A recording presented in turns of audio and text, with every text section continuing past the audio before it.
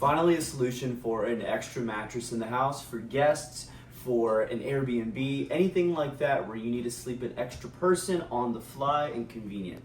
This is the Milliard folding bed, a really awesome, convenient, and easy to move, easy to transport, and stow away product. It has a metal frame. It comes with a mattress that has a soft and a firm side, which is awesome. Fold, it does have these legs that attach as well. I'm gonna show you guys how you would do it. I would recommend using 2 people, but for this purpose, we're gonna just do it with 1. Has a little latching clasp. You take that off. So check this out. As you lay it down, it will kick the leg out to hold it and do the same on the other side.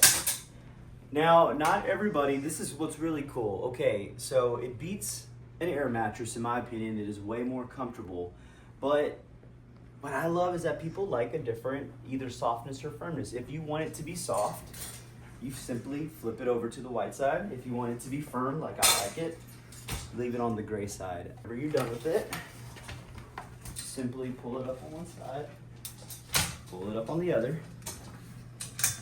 get your locking mechanism,